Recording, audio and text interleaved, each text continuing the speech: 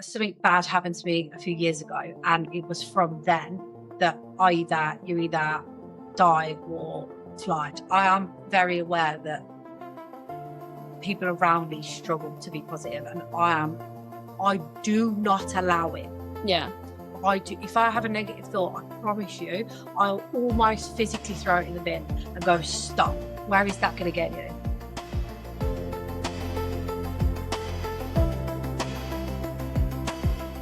Hi guys, welcome back to another interview special. We have Danielle in the shed with us this week. Hot seat. Yeah, in the hot seat in our lovely shed. Thanks for...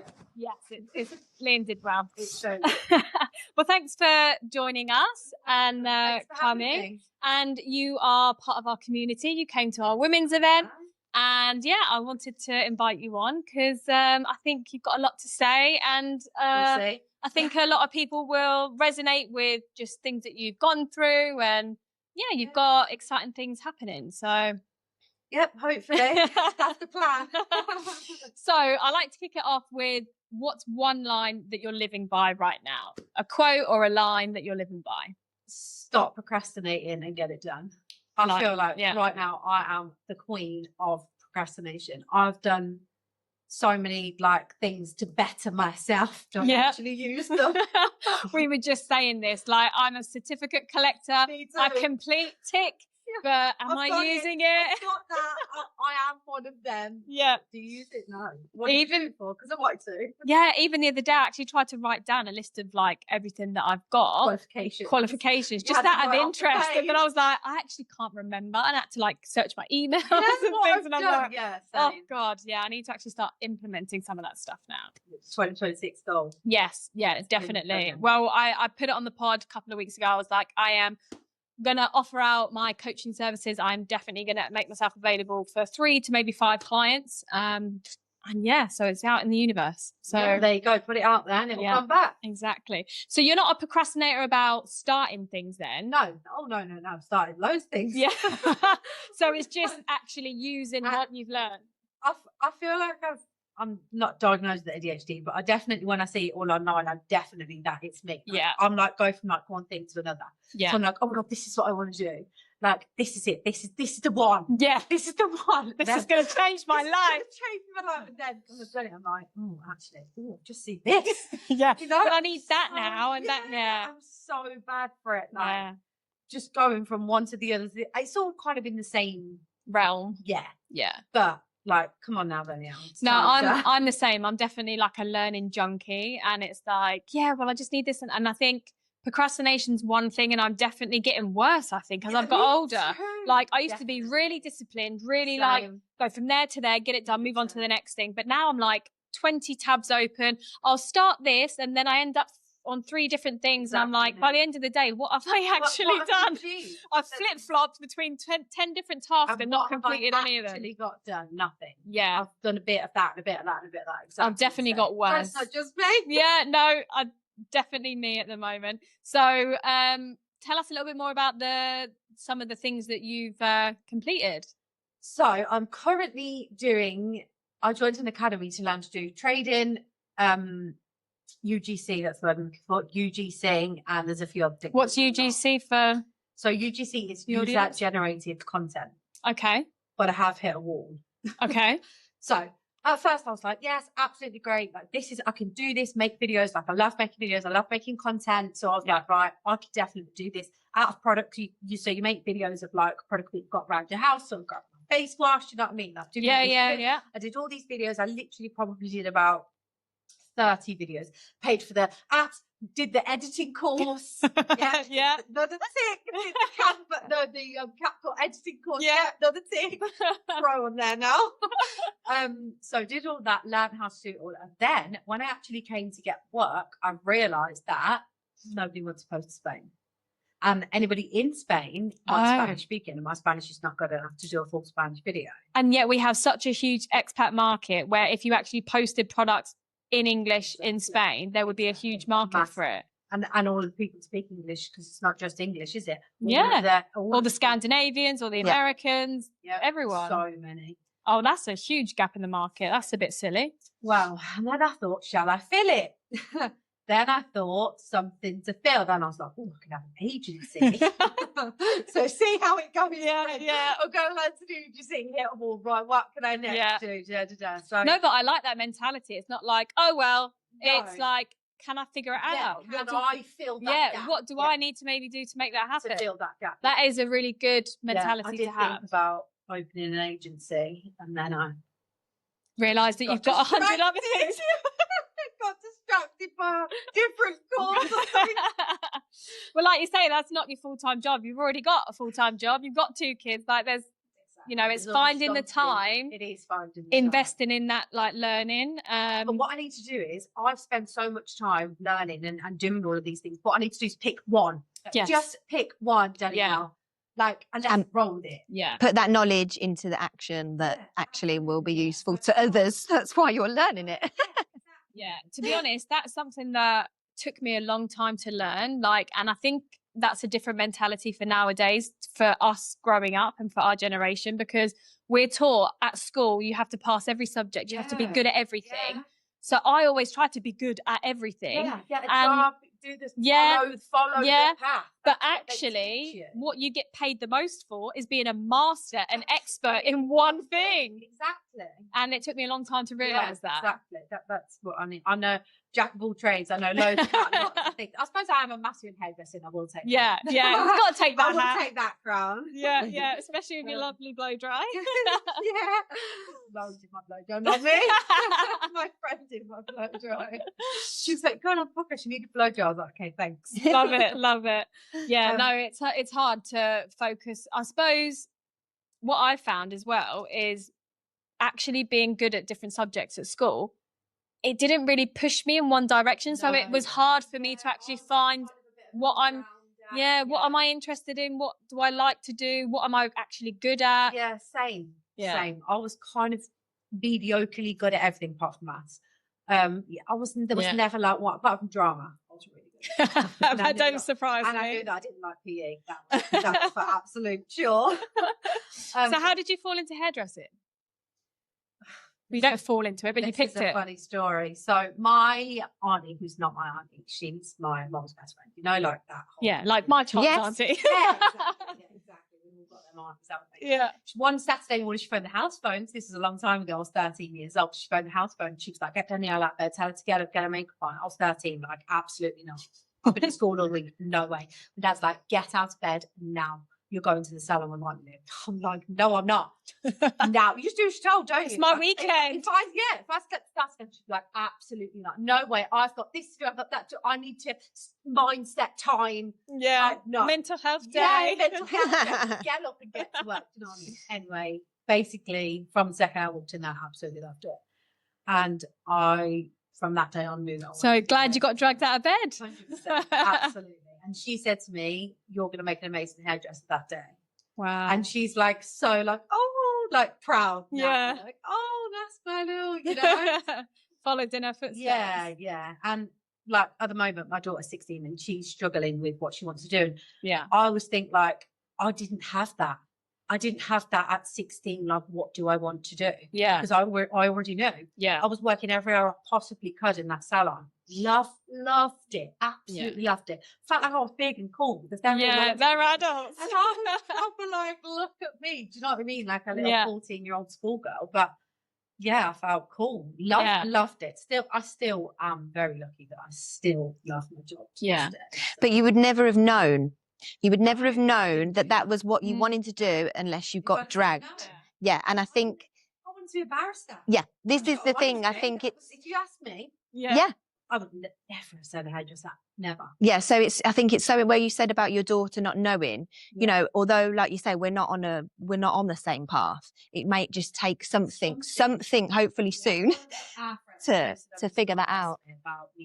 Well, I found her straight away. Like, can you ask to do it? She's like, she's a little bit young, like we can't have a 16-year-old. Dad was like, I don't want to do that job. So I don't care. Yeah. Whatever it is, get in and do it. Now, it's experience, it's work, it's money. You get to it. I think the mindset of kids these days is wait for the perfect thing to come out. Like I have to be really interested in it to do it. And it's like, that comes later if you're lucky. I'm interested in other than hairdressing. Yeah.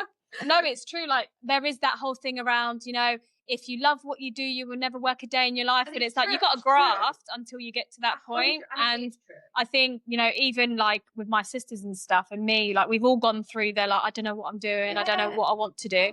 You can't just wake up and it fall on your lap. Like flip-flop between 100 jobs, but at least you know. At least you've got experience. At least you've done different things. Absolutely. That's what I said to her, at your age, you know, I don't think she believes me. At 16, I used to work all day in the salon on Saturday. Also, I went to college. I went to normal college because Dad was like, no, you don't want to do hairdressing. I think you should go to college. So I used to go to college 5 days a week. I did psychology. So maybe I did. I did psychology at college. Yeah. I was doing psychology, sociology, and something else. And so I used to go to college 5 days a week. I used to work college on Thursday and Friday, finish early to go and work in the hairdressers. Yeah. So I was working late night Thursday, late night Friday, Saturday, all day in the salon. Dad pick me up at 6 o'clock. I'd have to be at my restaurant job at 6:30. Wow. All night, work all Sunday lunch. Like I worked, grafted. And that's not because my parents made me. That's because I wanted to earn money. Yeah. No, I think that's great for kids. And I know it's a bit harder now, whereas we got paid cash in hand for a lot of stuff and it's a bit more difficult now. It is. But yeah, at 13, I was on the Sunday market working for €4 an hour in the blistering heat, you know. Love it life. Absolutely, like work to a bone. Yeah. I probably did about the equivalent work of 3 waitresses. Yeah. At like a little cafe thing. And then when I went back to England and I went to college Monday to Friday, and I was working in a car showroom Saturday and Sunday. I actually didn't have a day off. Yeah, like you just did it. And then I went to uni Monday to Friday. Works in the weekend. Absolutely. So, yeah. But these days, apparently that's not what we do. We wait till we're very interested. And I want decent pay with zero experience. That's another one. I'm not getting out of bed €5 a night. Yes, you are. I got her a job in like the little bar, like just near our house. She was literally like, I am not. Yes, you are, honey. Yeah. Get up there and get in that. Isn't it weird that young kids have standards?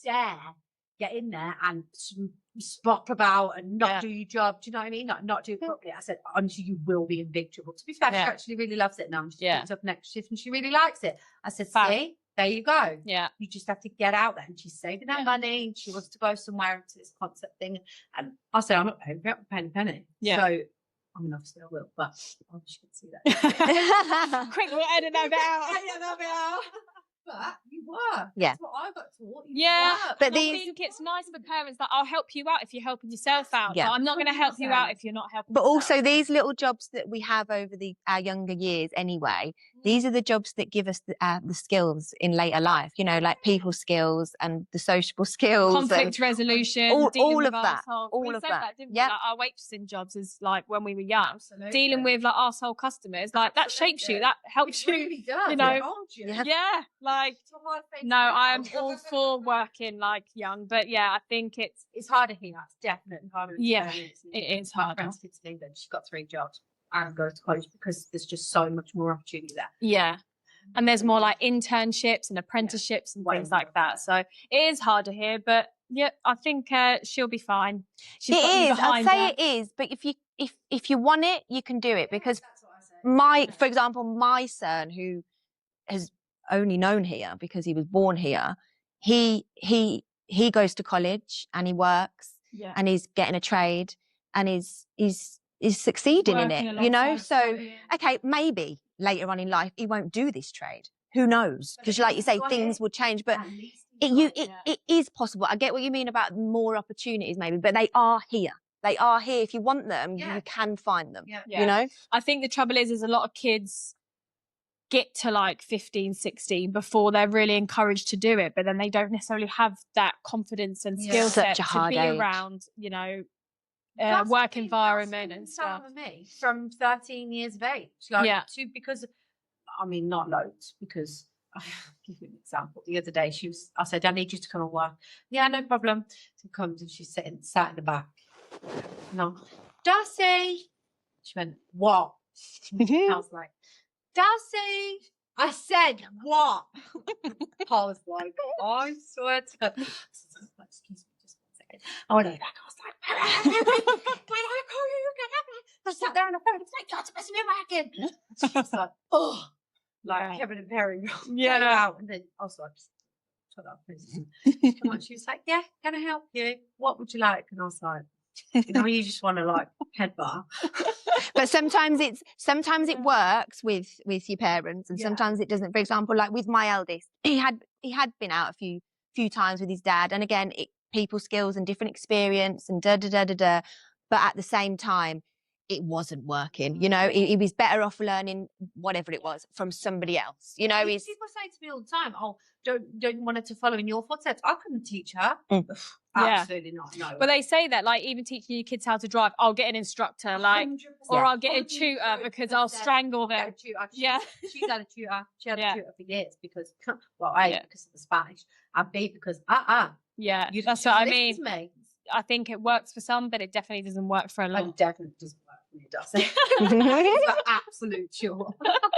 So, when do you feel most like yourself? That's a hard question. I suppose at work, I am hairdresser Danielle. Mm-hmm. At work, I am the pleasing everybody, the happy. Like when with Lou, when I first started, she was going through a divorce, a really bad divorce, and it was awful. And she'd be crying in the car. She'd be, because obviously I'm Lou, telling me, she was devastated in the car. We got to that salon door and she was like a game face. And she walked down. None of the girls that we worked, there's 22 stylists, none of them girls knew what was going on. Wow. Even though she was bang. And she said to me, that's what you have to do. That is how you have to be as a hairdresser. So, I mean, I'm lucky with my clientele. Clients do become sort of like friends, you know, and they all sort of know what's going on in my life and know about dramas of Darcy. So, but I am still business head. I am still doing a client. I'm looking at who's coming in, who's that for, whose client's that for, aware. And still, you have to be. It's my shop, you know. You have to, and still trying to give my client time. So there, I'm hairdresser Danielle. At home, I am stressed out mummy. At home, I walk home, walk in, and Darcy's emptied their bedroom into the middle of the hallway. I'm like, or like Freddie's got his Pokemon cards out and they're everywhere, and I'm like, baby, can we just put them on the table, you know? And I just think, does it really matter? Yeah. I used to be so like, at work, I've got OCD bad. If the bottles in the thing are not the right way, I lose my shit. Yeah. Bad. But at home, I have learned to be more like, doesn't matter. Yeah. Doesn't matter. For your own For my own sanity. Yeah. Does it really matter? It takes a lot of time and energy to be that, to keep up that level of like perfectionism and to be really detail orientated. As long as my house is clean. Yeah. Yes, the floors are clean. Like your kids can walk around enough on their feet. The floors are clean. It's messy. Doesn't matter. Yeah. Doesn't matter. No, it does. It does affect your mood though. Like it's 100%. Really hard to like, if the house is a mess, I feel like a mess. Same. But I think, especially when you've got young kids, you just have to roll with it and be like, it can't be like this every day. My house used to be pretty spotless, like, you know, maybe not constantly all through the day, but at least, you know, I keep on top of it when I had one child. But having two, there's the ball game. Yeah. I've got 2 kids and 2 cats, and between the lot of them, I just give up. Yeah. No. Try 3. Just don't even have the conversation. It's not even worth it. I'll just stay behind the camera, okay?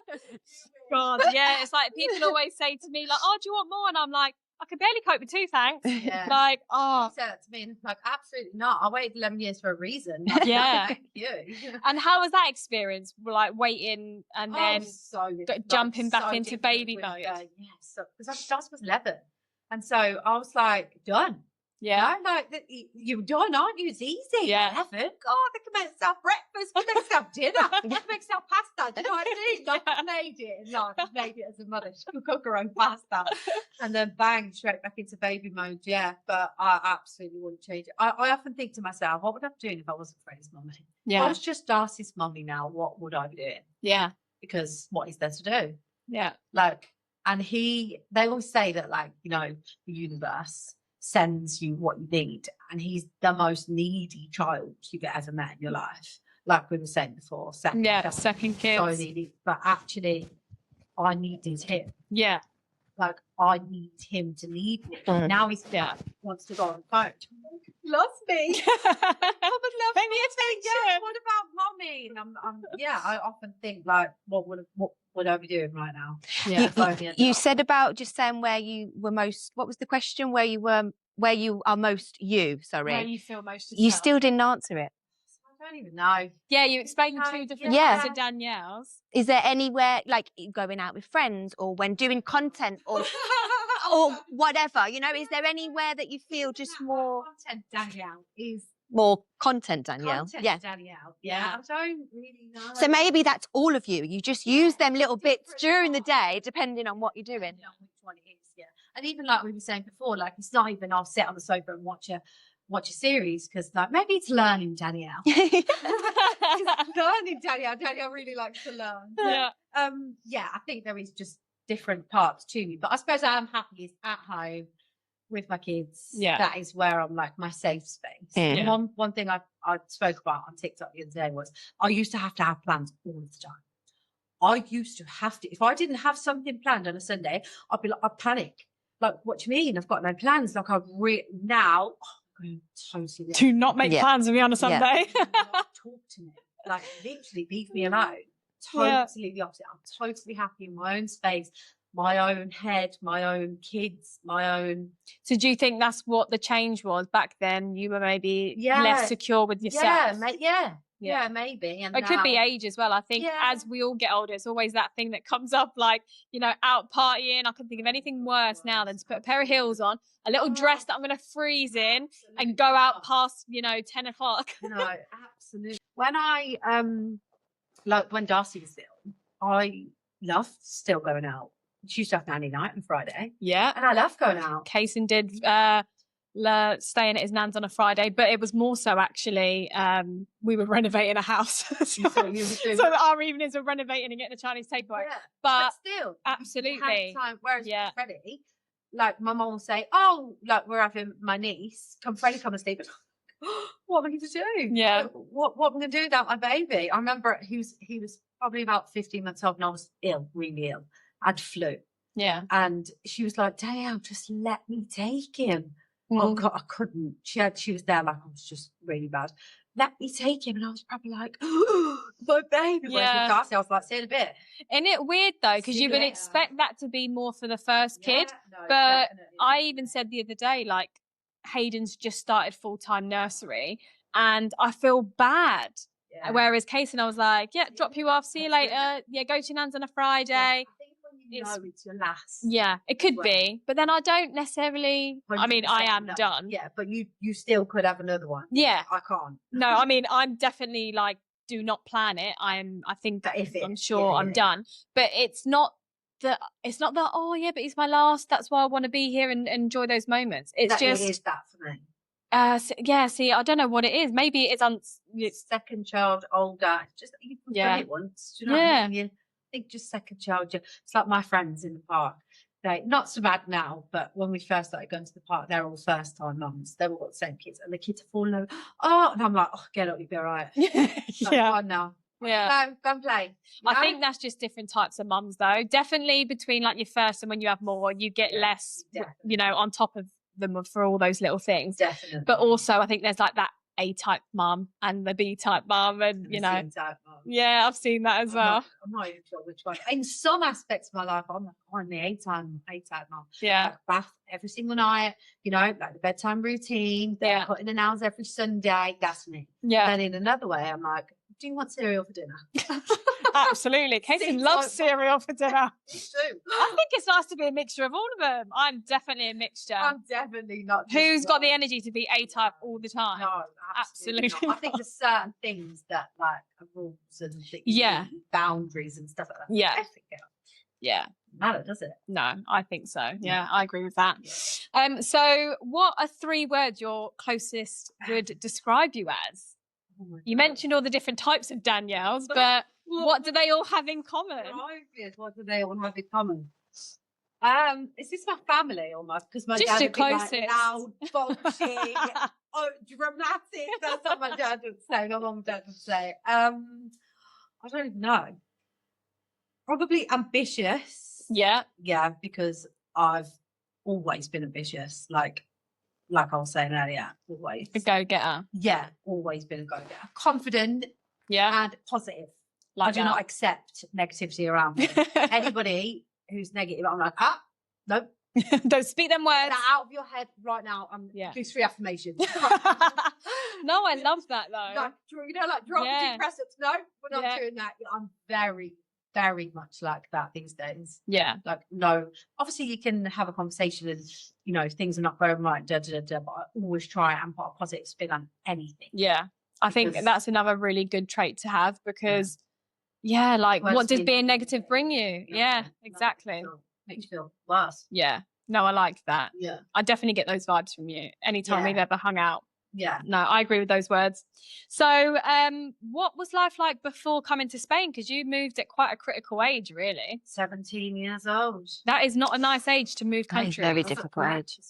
I got dragged to Spain too, but I was 11, and that's not a nice age either. No, that's not nice. We got dragged to Spain, like we're being taken to like the middle of nowhere. We're bringing It you did to the feel life like of that. sunshine, but no, it felt like awful. Right to come to Spain. Yeah? Like literally.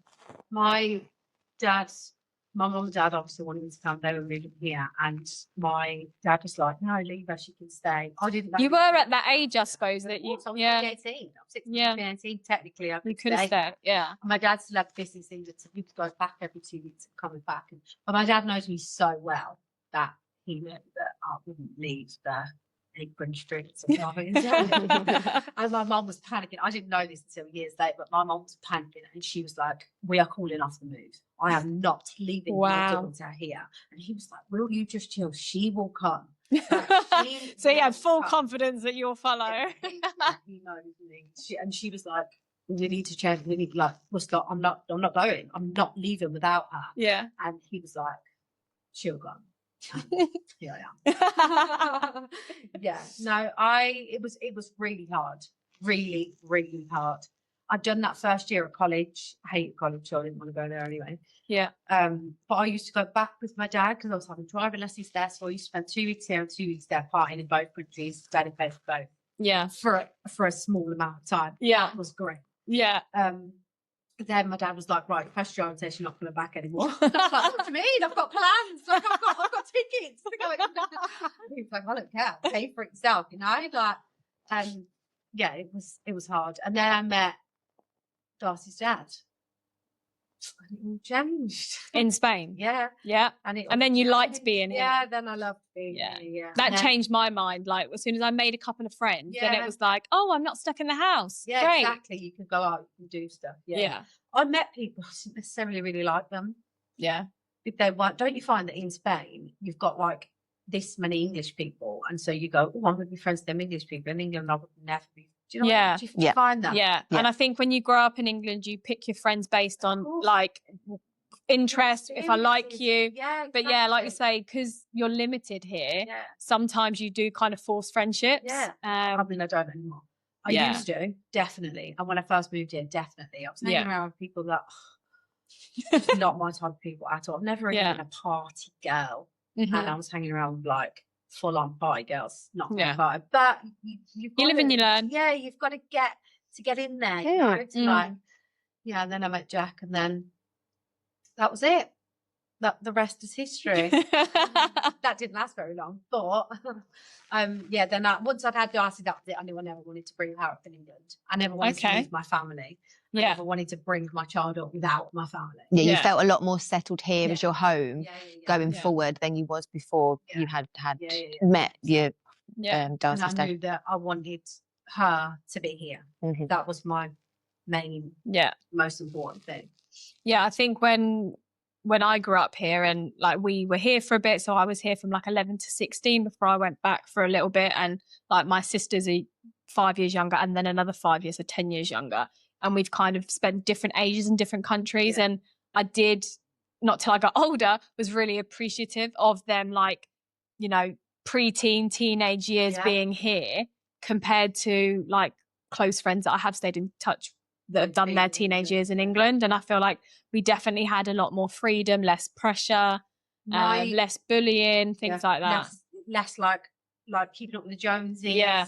my brothers are 5 and 7 years younger than me, and they grew up here. So they were 10 and 11, nearly 12 when we moved to Spain. So they've had their life. Yeah. They've got like Spanish wives and Spanish kids, and Yeah. they are Spanish. Eat Spanish. Eat 10 o'clock at night. What do you mean? No. I'm in bed.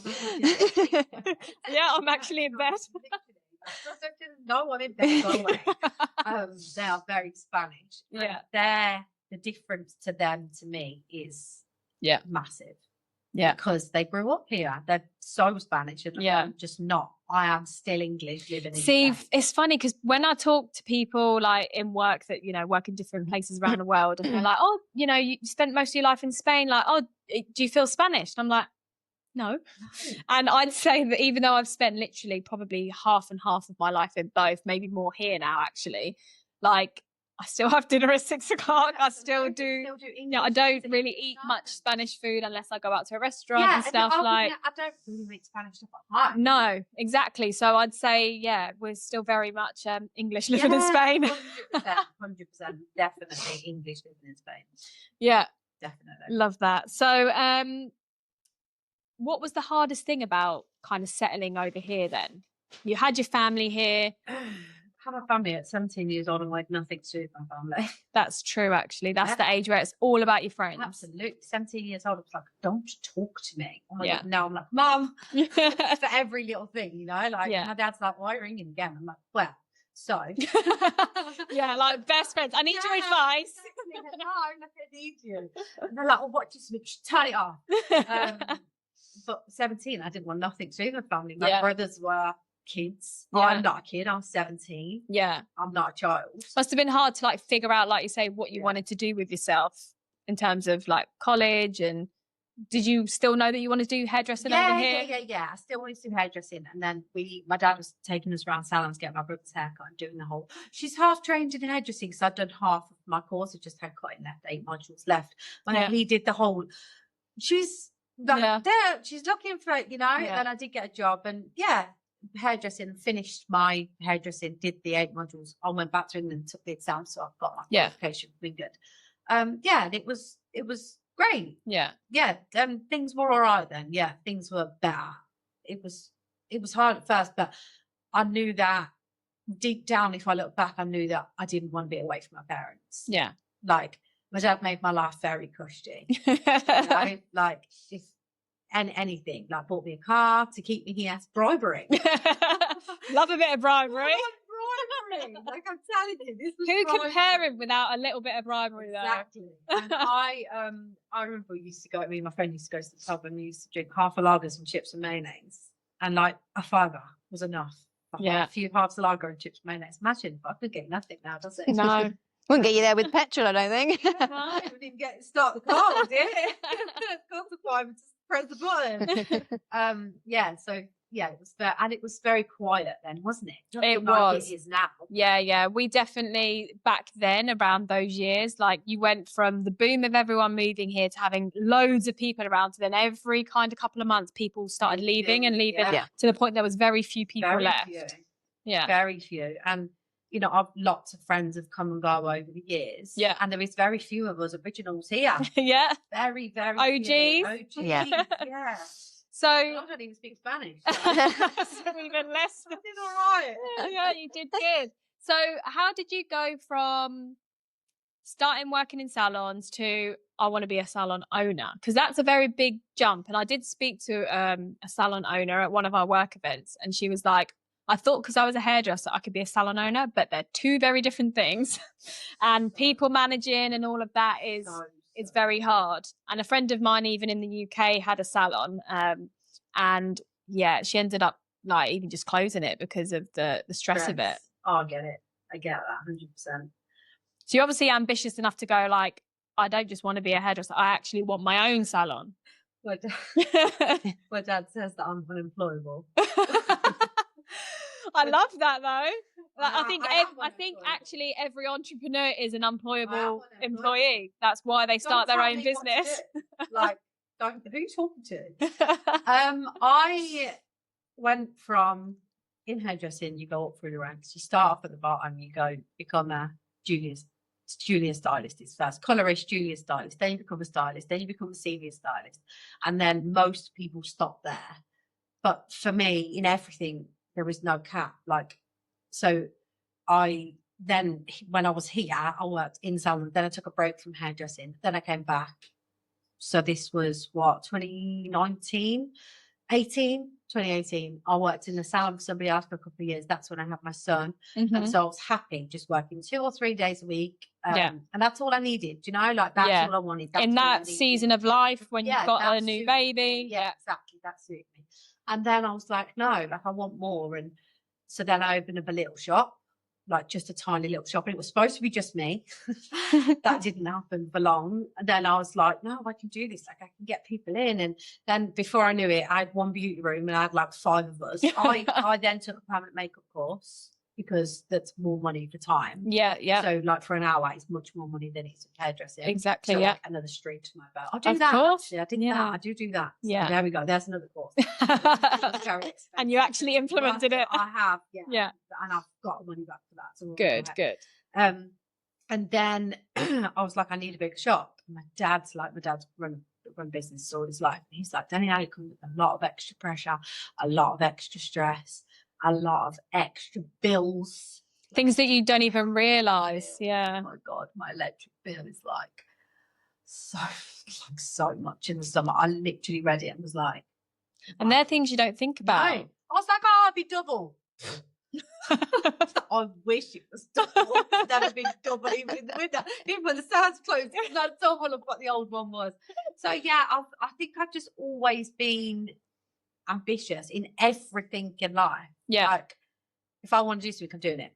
And that's that. So you don't overthink it, you don't put yourself off, you don't talk yourself out of it. It's like, if I want to do something, I'm going for it. I'll make it work, and that's the end of that. Yeah. Where do you think that comes from? My dad. Yeah. 100%. You've like seen it modelled and that's it, I'm doing it. He took on a massive contract and that was losing money and completely turned it around. And so I've grew up with that. Yeah. I've grew up watching. Seeing it's possible. Absolutely. 100%. Yeah. That's a great thing to witness as a kid. 100%. That's what I want to show my kids. Yeah. Like, Darcy, get out best. Hello, look at mummy working like. Literally, it's funny you say this because this was a conversation we had recently. It's like you want all of like the money and the success to provide more for your kids, but then at the same time you don't want them too spoiled and you want them to have the same amount of grit that we had. But how do you have both? Exactly. My dad never spoilt me, never. Like, even though he probably could have more than he did, never. Like he made me work, not made me work, but like we were saying before, I remember I went on holiday and made £1,000 and Dad said to me, if you save half, I'll give you the other half. That's a great incentive. And he could have given me £1,000, but he was like, absolutely not. Yeah. So I saved my 500, and then he gave me 500. I like that. That's a good way of doing it. Like you show me that you're going to do something, and then I'll treat you. And then I'll treat you. And that's always what I've tried to do with Chelsea. And now so much. Now she's, you know, like she wanted to tattoo. She's 16. She wanted to tattoo. That's all she wants for Christmas. And I'm like, oh. Anyway, I said, you pay for half and I'll pay for the other half and we'll go halves on it. And she did. Yeah. And I really think she thought I was going to go, oh, here you go, babe. And I was like, no, I'm not doing it. No, I think it's really easy to just give your kids everything now, especially if financially you can. But you take away so many of those lessons if you do that. I am now really remembering things from when I was that age that my dad did to me. Yeah. And when I was on said holiday, I ran up a £300 phone bill. Oh, thinking it's my boyfriend. And when I got back, Dad made me pay every penny. He took my wages off me every week, gave me £20, which was enough for bus to college, eating at college. And he took a whole lot off me until I'd paid it. And that was that. Yeah. Like consequences. Me a lesson. Yeah. And he always said, right, if you earn, let's say you earn £50 a day, 10 of it is for rent and bills, 10 of it is for whatever, for, you know, the mortgage, the whatever, If you're left with £2.50, then you have got £2.50 to spend. Do not spend £5. Yeah. Like, because you haven't got £5. Taught you how to break it down. It's not like, oh, well, I've got £50, I could spare £50, so I'll earn another £50 tomorrow. No, I'll pay that next week. No, I think that is one skill that is really good for kids, is that delayed gratification. Like, I can wait for that, or I can save for that, or, you know, oh, you know, even little things. And it's so funny, like Cason's 7. If he gets home from school on a Friday and he's got homework, let's not rush it and like do it on a Sunday night. That's not fun. Yeah. Get it done on a Friday. Yeah. Get it done, out the Saturday way, morning, if you know, or like you say, if we've got plans on Friday night, just get it done, get it out the way. Little things like that, because I think I've always been really good at that. I'm not massively impulsive, and I'll do the hard shit first. Yeah, same. Same. And enjoy, because what is it they say, like, if you know, do the hard stuff now to have a great life later, rather than enjoy and have an amazing life now, it makes it hard for you later. Absolutely. But then you're half then stuck between, like look at that train crash. Look at them people that are just dead. So then you're half stuck between, do I spend all my time? Do I enjoy your life? Like, that's true. I think you have to plan for your life like you're going to live till you're 100, but enjoy every day like it.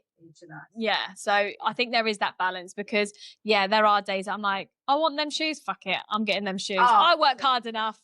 Exactly why. But then other days it's like, no, you really don't need that. Like, wait for that. Yeah. I really want to pair these new Balance for them for ages, and I just keep like, no.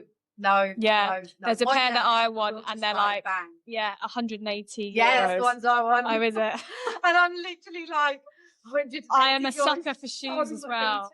Shoes is something that I do have a weakness in, and I've not even long got a new pair of shoes, like trainers. Yeah. But no, I think it's having that balance, and it is really hard as parents, and I think that's probably where most of the stress and the worry comes from. Am I teaching them enough? Are they going to be good adults? Yeah. And when I binge watch my TV shows, and I'm watching one at the moment, which is don't know if you would have watched it years ago, it's old, Siesta Key, where there's a bunch of, you know, kids in Florida somewhere, like, you know, living it up, but they're all in their early 20s. But most of them have rich parents, and like they're acting like they're 7 years old, like, and you can see the ego in the guys. Like, you've been given everything that you possibly want, and you are actually a not very nice adult. No. And that's it gives me like nightmares. Like, like my kids are not going to be like that. I mean, we're not rich parents. The kids are I mean, these guys have yachts and shit. Like, I'm not that level yet. Not yet. But I think, you know, there's nothing worse than like looking at your kids and knowing like you're going to be a horrible partner or a horrible dad. I'm very, very, like with Freddie, obviously he's got a sister and mummy, and so he notices when I have my nails done. He notices, like, when I picked him up from school, he was like, "Mummy, your hair's pretty." Oh. You know, and I've made him you open the door for me and your sister. You hold the door and you let me and your sister. But why? Because we're girls, because we're ladies. That's what men do. Like, bring my child up to be. You're giving in them old school values. Yeah, absolutely. Yeah. I know you do try. And another thing is as well, like on TikTok, I bang on about mindset, but the mindset of your children. So, and like everything that you learn in one of my courses. Yeah, I learned that everything between the age of 2 and 3 and 7 is your like baseline for the rest of your life. Yeah. So if you see your parents struggling for money and saying, "Where's this bill?" Saying it, obviously that can be going on, but if you say it out loud and your children hear that, they think that money is scarce. Yeah. And it's hard, and you have to work hard for it. Exactly. And there's not enough, and they grow up with poor mindset. That sounds terrible. But but it's a bad relationship with money. Yeah. They grow up. I've seen that money mindset. Yeah. Whereas, like, you know, if you said, no, just don't mention money. Yeah. So just don't. Yeah. But then I think I've seen something all around money, and I've done a couple of the like money mindset little mini like audios and stuff. And it is like, rich people say, "I want that. How can I afford it?" And not even rich people, but people like, "I want that. I want them New Balance shoes. How can I get 180 euros when can I justify it, and what do I need to make that happen?" Absolutely. Not, "Oh, that's too much. We can't afford that." No. Like when you talk negatively, like say about money, money doesn't grow on trees. Like, you know, money's bad. Like rich people are bad people.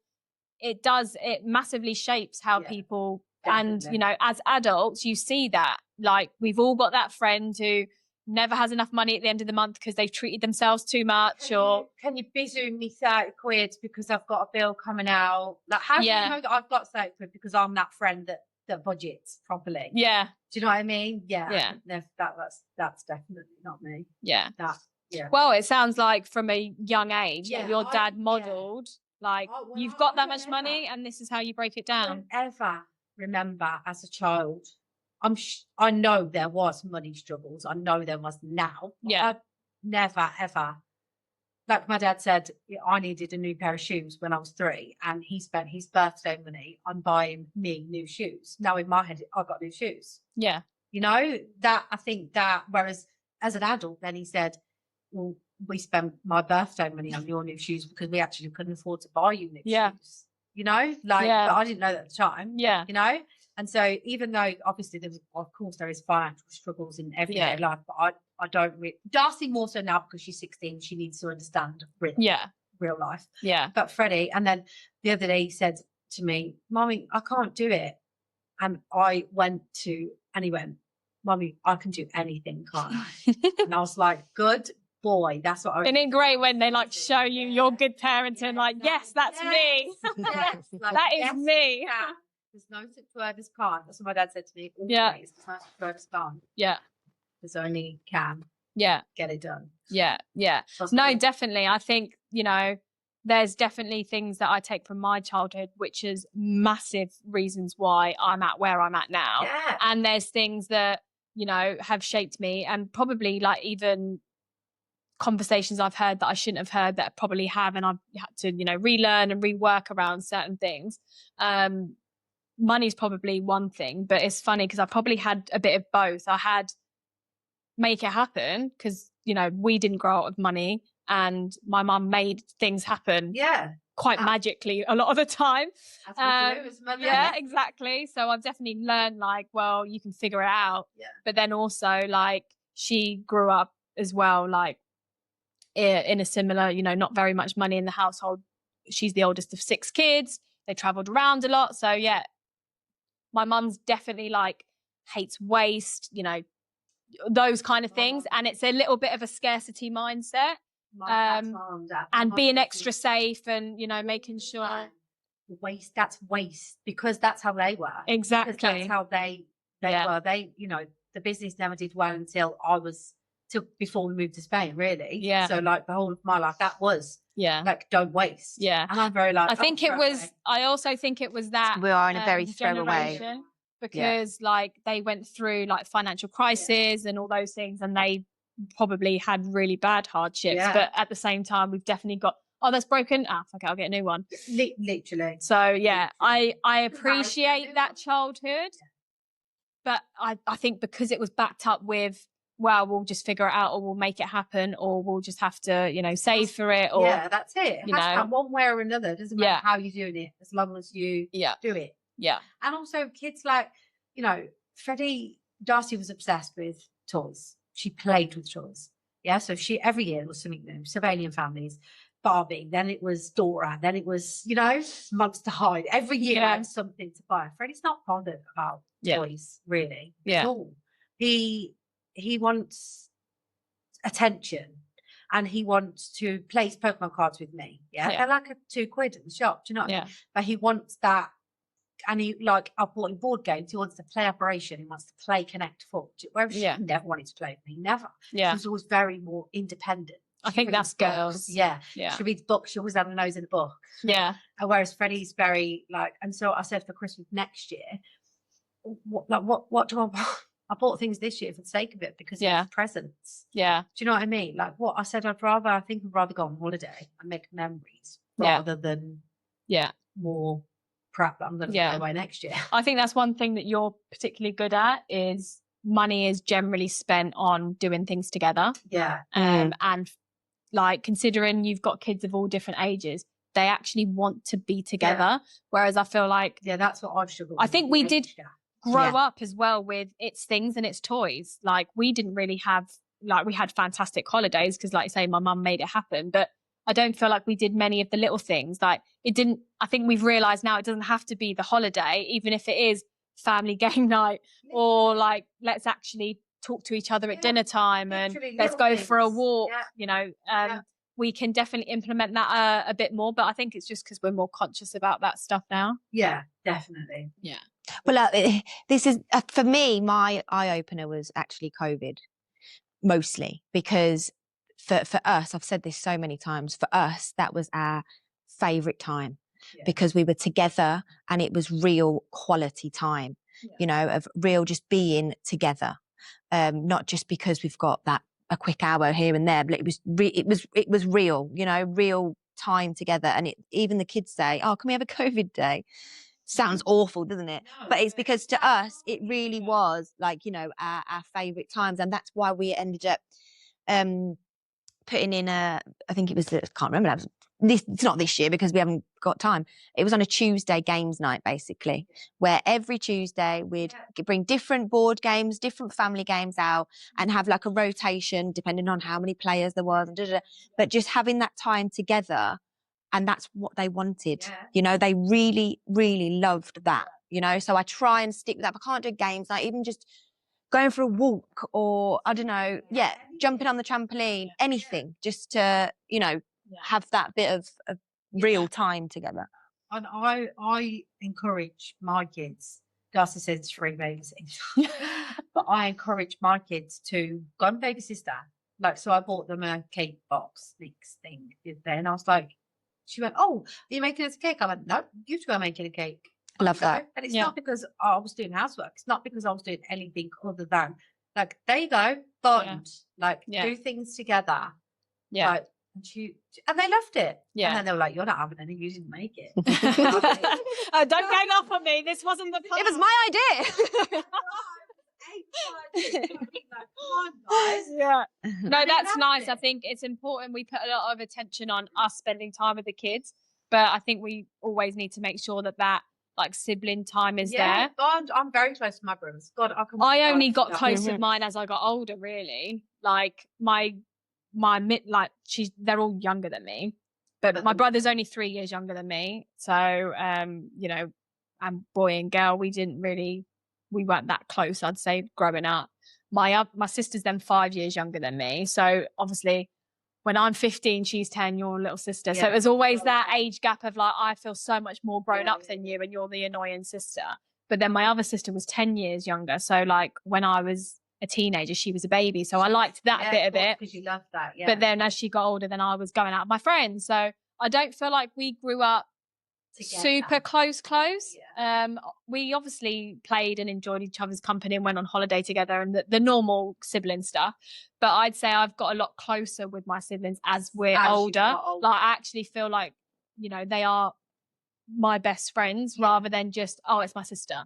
You know, we talk probably just as much as some of my friends, but I think sometimes people, as they grow up and their siblings, once they're out the house, you don't really have a super close relationship, whereas I feel like we got closer. Me and my brothers have always been close, really. Yeah. My dad and my mum and dad are very, like, family. Yeah.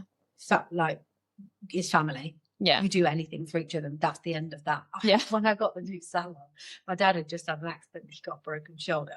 And I signed, paid the deposit, all of that, decided I was doing it. That's that. Viewed it, paid the deposit, signed the thing. There was a completely empty shell we needed to then turn into a My brothers both work full time. And my dad was like, "How are you doing that?" And I was like, "It'll get done." Simple. My dad was like, "Danielle, the boys work full time. They've got wives, they've got kids." Yeah. Lives. And my brother was like, "I've got a new salon," and he was like, "Oh, congratulations! I need your help." And I was like, "You need to come and see this because I need the electrics, and I need this, and I need that, and I need this." And he was like, "What?" And do you know what? My whole family, all of them, bless my mum, she did looking after the kids while we were there late. She did cooking and bringing us food. She did all the extra stuff, all the cleaning, bless that. She did all the dogs' body stuff. The actual like big, but all the dogs, bless her. Yeah. And it was done. We were there morning, night. We all went after work every single night. We had a plan. My dad did everything that he could possibly do with his break shoulder. He got much better. And it was done by the day. And And it was still better than I wanted, because I was just like, oh, well, I'll just put mirrors on the walls and just get chairs and I'll just do this and I'll just do that. I had this whole thing. That's the problem with saying things, isn't it? I had this whole Pinterest board. Yeah. Of Yeah. everything that I wanted. Love And, Pinterest. oh my God, look at that. I'm mentioning that. What? Let's have a look. My family are very like, we are the best and that's that. Yeah. We're very competitive, all of us. Yeah. Board games in our Yeah. houses. Oh, that's, yeah. Doesn't go down. Yeah, we don't. We're not allowed to play Monopoly in our house. No, we haven't got nothing anymore. The things behind the mirrors, you know, like what everybody's having these days. Oh yeah, we could do that. And I was like, yeah, but I'd really like it with lights coming down, and I'd like the lights to, and then okay, no problem. Yeah. Supporting all the way. Thanks, boys. I was like, don't worry. My dad just looked at me like, you little chap. I was like, don't worry. I know that's too much stress. I know you probably can't do it. What do you mean you can't do it? Yeah, I can. Little bit of psychological warfare going on. And just like that, the shell was complete. I came home from work the next day and the lighting was off. Imagine that. Just Yeah. like magic. Well, it just goes to show, like, you're obviously all similar and you've obviously all been Very. brought up, like, you know, if you're going to do something, you do it 150%. Absolutely. Yeah. 100%. Like, and even stupid things, like I remember my mom saying, you do not leave the house without shoes. Ever. Get a baby wipe.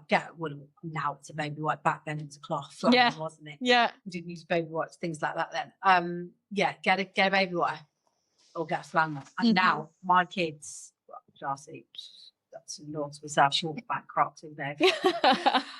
Freddie will not leave the house without putting a baby wipe over his shoe. And that was from my childhood. Yeah. Do you know what I mean? Like that, my mom taught me that. Yeah. And then now That's learn. nice Yeah, things you to pass- carry on. yeah. And it's sometimes you don't even realise you're doing it. No. And it's I like, think oh. it's like, if you walk out the house with dirty shoes, I think it's like it doesn't matter how much money you've got. Yeah. If you've got no money or you've got loads of money, Yeah. you can have clean shoes. Yeah. Yeah. You can take care. Take of pride in your appearance. Yeah. No matter what. And that whether you're goes- wearing that goes a second-hand long way. clothes, that goes a long Yeah. way. My parents definitely Yeah. taught me that, like, you know, Yeah. to be. I mean, I walk Presentable. Yeah. Yeah. Yeah, like even things like showering. We was talking to one of my clients the other day, and she said that they used to have a bath on a Sunday. What? What do you mean? Bath on the Sunday? She's like, yeah, when we grew up, we all used to have a bath. We used to share the bath water. Mm. I was like, mind blown. Like, mind Yeah, blown. I think my dad said this story to me actually. So whoever was the Yeah. youngest used to get the other way round. I don't know which way, but would get them the dirtiest, Yeah, obviously. yeah. I've heard that Yeah. from like grandparents. Yeah. Yeah. Not like I didn't grow up. Yeah, but my dad's older, isn't he? Yeah, So yeah. sorry, Dad. Sorry, Dad. But yeah, I'm sure it was my dad. Sorry if it wasn't. Granddad. That's how things change. isn't Yeah. it? Like, No, but I we bath think- on a Sunday, Yeah. as in like Extra always. clean, like nail Yeah. clipping, Hair things like wash, that. Yeah. happens. Sunday's big bath day. Yeah. For Yeah. Darcy used to be hair wash, plaited. Course, Sunday night, yeah. everything really. But no, I think some of those things don't cost much, and Exactly. that instills, like say, pride in yourself. And Standards. even as adults, the amount of people that I've interviewed, and instantly I'm like, I don't even care what comes out of your mouth, because this is just not showing me that you even care about this interview. Yeah, Like absolutely. you turn up to an interview for a financial. Blow dry. I love it. But yeah, like if I'm interviewing and for a financial services role where you're client facing and I expect you to meet people and you turn up to your interview and you haven't brushed your hair Yeah, and you look simple like you things. like barely even woke up, like instantly, like it, I don't know, I think we all judge even without realizing. You can't help. And not judge in a bad way, but judge in a, if you don't take care in yourself, you're going to take care in this role. So yeah, I think that's really, really Mind you, important. I do always say when people walk into my salon, please don't judge my hairdressers by mine. Because it's like scragged up back. No, it's the Like, same as even I like don't have time to nail do it. technicians. Like I get to do my nails last, okay? So my nails are never done. Yeah, like, literally. But yes, in Yeah. every other aspect, you can simply be like clean. Yeah. And I've definitely Yeah. started drives me mad. Showering now. Shot stuff. Get out the shower. Yeah. Yeah. The bathroom's steep. What is the best advice that you've ever been given? I mean, you shared some pearls of wisdom that you've grown up with, but what's some really good advice? Maybe for people, you know, in their early 20s, figuring it all out. Oh, God, to go back to them days. Something that served you well, that's helped you get to where you got Don't to. listen to the opinions of other people. Love that one. Don't listen. Only listen to, as we said earlier, only listen to the opinions of people who are doing better than you are or where you want to be. Yes. Do not listen to the low-hanging fruit, because all they're doing is trying to bring you down to their level. They never want you to rise. I think we've said that you'll never get criticism for trying to do more and try new things from people that are successful, because they knew what it took and they respect the hustle and the journey. Absolutely. Whereas people that give the most opinions are the people that haven't even ever tried. Absolutely. And a lot of the time, want to do it but won't. Yeah, a lot of the time they project their fears upon you. Now, you know, close family, you know, you probably shouldn't do that. I'm worried about. Sometimes that's worries and fears, and it can feel like it's helpful, but even that isn't helpful. No. Even like my dad, when I got salon, Dad was like, "There's so much extra cost, there's so much extra, so much extra that." Yeah. And my mum just very much she knows. Danielle's made a decision. That's it. Yeah. Whereas my dad likes that. Yeah. And now I'm like, what'd you say? No, it's true. It's like me and Liam met Sorry, what was that? Me and Liam met in Spain, and soon after we met, we went back to the UK. I went to college and uni, and then we decided we were going to move back to Spain. We were 21. We've been together 5 years. Our parents got on a Skype call with each other, talking about how much of a bad idea it is, like we weren't even sat in the room. And very nearly we could have easily have listened, and it did. And I am like, you know, I always ask my mum for advice. Like, what would you do? What shall I do? But there's been the odd occasion where I'm like, I'm doing it. But I am a, you know, overthinker and risk assessor, and sometimes I can talk myself out of it. But when I feel like that gut instinct, luckily I have listened, and it's worked out. And a year after I moved back, she followed me back out here. So, but yeah, like even the nearest and dearest who want the best for you can sometimes, they're not in your shoes, they don't understand. You either get the haters who are doing it because they can't bear to see other people successful, and we don't want those people in our lives. Because like we were saying before we started, surround yourself with women who clap for you. Absolutely. Because you being successful doesn't take anything away from me being successful. Look at us now. And we can rise with each other. Together, rise with each other, 100%. Yeah. We started the podcast. I know that must have been nerve-wracking. Yeah. I know. When you put that out. The anxiety. Like amazing. Absolutely amazing. And then when I seen you at the birthday party, I was like, well done. Well done. Absolutely. Yeah, and you definitely stand out in my memory from when I was first sharing things of like, follow, like, comment. Yeah. Not even just a follow, but it was you were liking things, you were commenting on things, and in the social media space. Comment. It's something. It's supporting. In the social media space, and I didn't really realise this until I tried to do all this stuff. Like likes and comments go so much further. Like just to follow, and you know our feeds are secret stalker. Yeah. But our feeds are full of, you know, people that could do those things for free. Absolutely. And you know a lot of people don't. I did a post about this on TikTok the other day actually. Because you can see who goes on your TikTok, you can see who watches your videos, and there's people who I would call friends, actual friends that have not followed me, not liked, not comment, and you can even see if they shared you. So somebody from our past shared it, so probably shared it to our group chat, laughing, but doesn't like, doesn't comment, doesn't follow, nothing. But actually, all you're doing is giving me engagement. So you share the next one. Thank you. Yeah, thank you very much. Tick. So there you go. You share the next one. You will keep laughing at me. Yeah. Because I don't care. Exactly. People like that giving you the drive anyway. You know what I mean? Absolutely. Yeah. And they'll be in the back mirror, and they'll be exactly where they are now in a year's time, in 5 years' time. Exactly. In 5 years' time, they'll be saying, "Oh, how did you do that?" Yeah. And then they'll come round. I remember seeing, who was it? It was a famous actor on a red carpet, and a news reporter trying to talk to him. Yeah, I've seen that. And she was like, "Oh, we went to the same high school." And he was like, "Yeah, I know who you are. you ignored me, or you were rude to me, or you did something, and she's trying to now be like a news reporter, and it's like, oh, now you want to talk to me, now I'm a famous actor. And it's like there's so much hate, and it's like it's free to support, guys, like you get more hate from people you know than strangers, and that baffles me. It's more opinion, when you think, okay, everyone's entitled to an opinion, but sometimes especially it's usually the closest when it doesn't come from a nice place. And you think, why are you not bigging me up and supporting me when when my back's turned? Because that's what I really expect as a friend.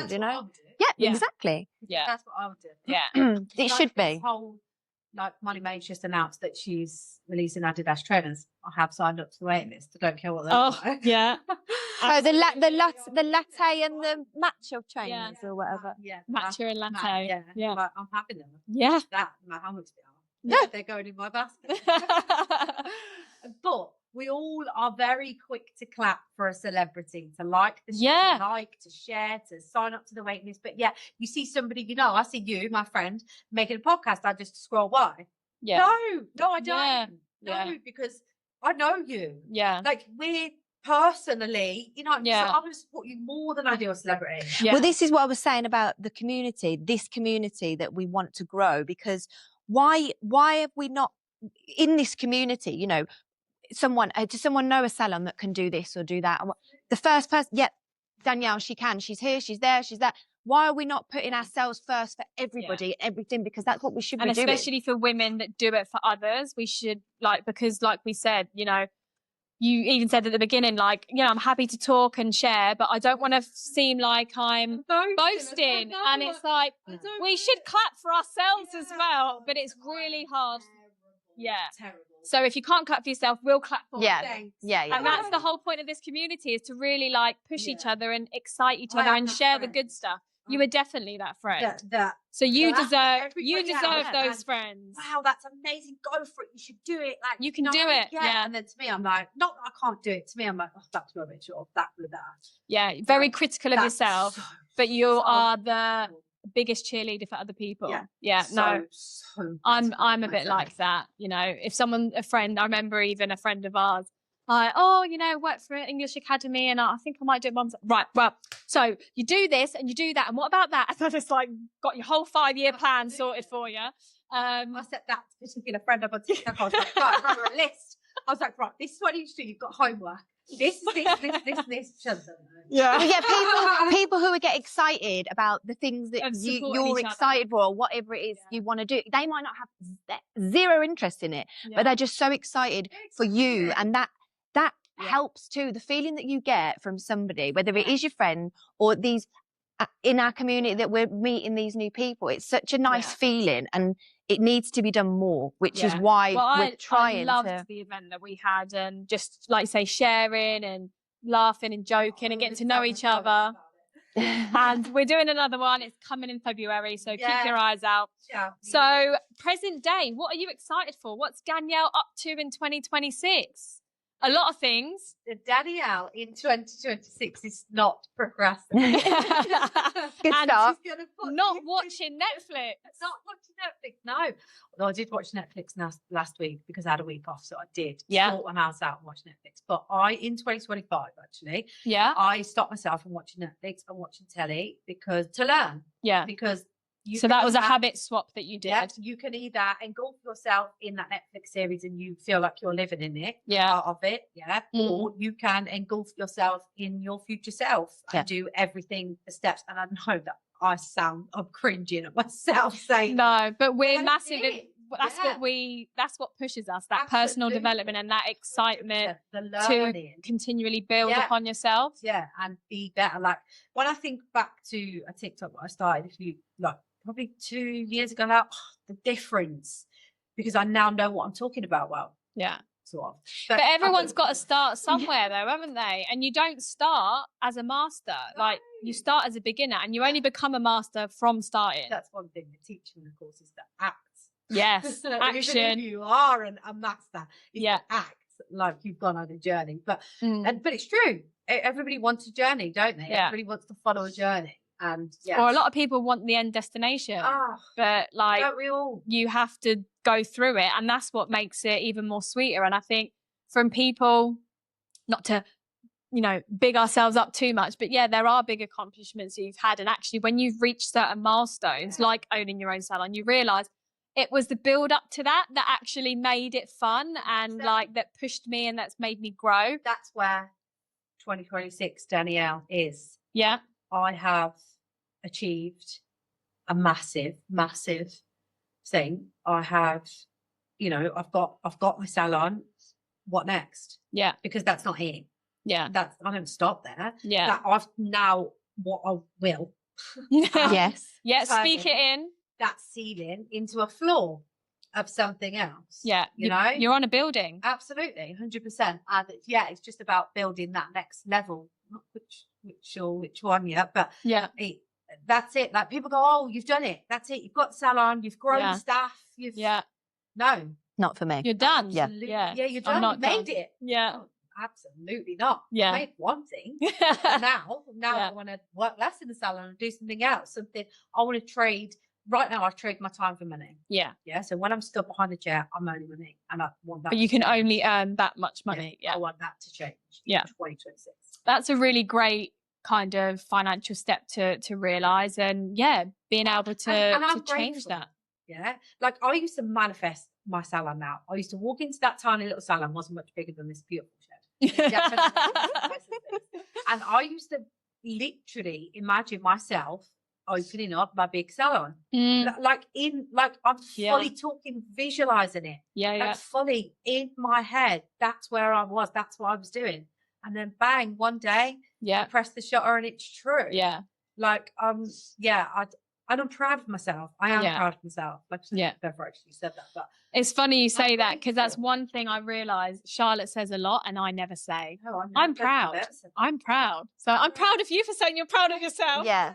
Yeah, well done. Thank you. Yeah, no, I don't ever give myself the credit. No, to other people, like my friends are like, wow, you know, that's it. You've done it. To other people, that maybe that's the difference between us. I think that's probably the hard bit with having that kind of personality or that drive is that ADHD. You can probably somewhere along that is the never enoughness. And even though it's led me to be successful, to, you know, live in the house that I live in, drive the car that I drive, have the career that I have and have the life that I have, it's finding that balance between appreciating and being grateful and not always pushing yourself to the point where you don't ever, you're never satisfied.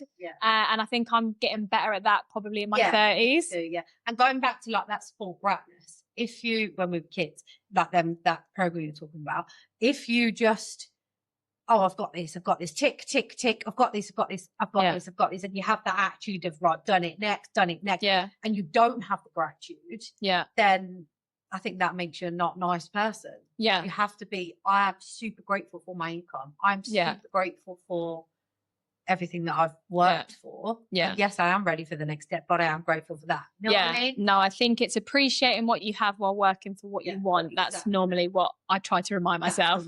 That's the one. But also, Lexi feels good, a little one line. I love a good quote. Yes, I like it. I like that. So we are going to wrap this up with a rapid fire round, which I call the unfiltered minute. This is a quick answer, whatever comes to mind. Don't overthink it. Just go with it. Okay. Okay. What do you wish people talked more honestly about? Mindset.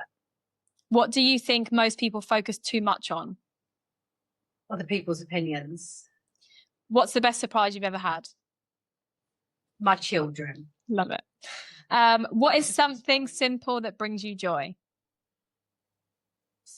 Simple. Probably being okay with spending time on my own now. Like literally just actually chilling in my own company. Yeah. Like just being happy. Yeah. Chilling. Yeah. Because that's a very recent thing that you've learned to appreciate. it. What does growing together mean to you? Oh, it means us. It means it means this. It means helping each other. It means supporting each other. It means being engaging besties and supporting besties and coming to your events and Yeah. the next one. Yeah. I want to know what that is. Yeah, it means growing together. Yeah. Not bitchiness, not talking about you behind your back, not all of them things like so high school. Let's leave that. Let's leave that negativity. Yeah. What is your superpower or something that like you find easy that other people don't? Being positive. I am very aware that people around me struggle to be positive, and I do not allow it. Yeah. I do. If I have a negative thought, I promise you, I'll almost physically throw it in the bin and go, stop. Where is that going to get you? And have you always been like that, or is that something that you've a skill you've really had to learn? Something bad happened to me a few years ago, and it was from then that you either die or fly. Yeah. You know? You either let it affect you or let it make you. You come to let it make you. Yeah. Go one way or the other. Make you or break you. It's as simple as that. And since then, that is where I had to, because all I had was negative thoughts. I never had any positive thoughts then. Yeah. And so I had to. Got a child. Yeah. I only had one then. Got a child. Mm-hmm. Be positive. Yeah. Not just the basic. Actually, like live it, not just say it, but you don't believe it. Yeah. And eventually you just believe it. Yeah. Well, that's what they say. So yeah. What is something you want people to know about you that maybe we've not spoke about? I'm not very good at cooking, no. I'm definitely not like, I'm single. How about that? Okay. Not to bring anybody into my aura, but I'm a single parent. So I do one of them things by myself. And that's one thing. That's huge, by the way. One of my friends says to me the other day, she was like, oh, I can't remember what we was talking about. Something to do with bills and da, da, da. He hasn't paid it and da, da, da, da. And I said, there's two of you and one child. Yeah. You don't have a business. Well, today I've got a business, but not like a premises. Yeah. So I said, there's two of you and one child. I said, there's one of me, two children, two outgoings. I've got a house and I've got the salon. I have 2 electric bills, 2 water bills, rent on that, mortgage on that. Yeah. I have 2 sets of everything, 2 children to pay for and one of me. Yeah. And she was like, I never thought of it like that. I didn't deny until I said it. Yeah. But that is the truth, isn't it? That is, and it's all balancing on me. So I suppose that I am single, I do it by myself. Yeah. Love that. Hats off to you and all the single mums, because it's not easy. I find it hard as it is with 2 of you. Sometimes it's easier, I think. Oh, well, yeah. I'm certain. I've had that conversation. Good boy. Yeah. No, like I say, I definitely have found a good one, but yeah, I think you're right. In some situations, it's better. My friends talk about their husbands. So I'm like, I could not be doing that. Absolutely not. I'd rather be by myself for the rest of my life. Well, thanks, Danielle. Thanks for coming. I've really enjoyed this chat. It's been great, and I'm feeling the positive energy. I was when you said saying, I'm glad you said that, because I was just about to say, but I didn't want to keep interrupting. I feel like we all need a little, I don't know, positive pocket Danielle in our pockets, literally, because you know. That's what I'm trying to create on TikTok. Yes. That's what I'm trying to create on TikTok. Is that positive? Yes. Yeah. And like breathing it, living it, like not the fakeness, not the toxic positivity, but the actual like I believe it, I've seen it, I manifest it, it happened, and I'm genuinely happy for you. All are in. Of course, my life's absolutely far from perfect, you know. Yeah. But I don't look at the negative things. I don't. I just get on with it. I just do them. Yeah. But like you say, if something in your life isn't where you want it to be, I'll make it happen, or I'll make plans and steps to get there. It might take me a week, it might take me 5 years, but I think not letting the shit and the negativity get you down. And I actually saw a video, Liam sent me a reel earlier today that was a video of, you know, even the best husbands, you know, you have arguments, even the best careers bring you stress. Like there's bullshit in everything, even the stuff that you love and you choose. So pick the good bullshit, and you can't avoid it. Minutely. There is not a day where I think, at the end of the day, because there's like so many girls now and stuff, like it is stressful. It's a lot.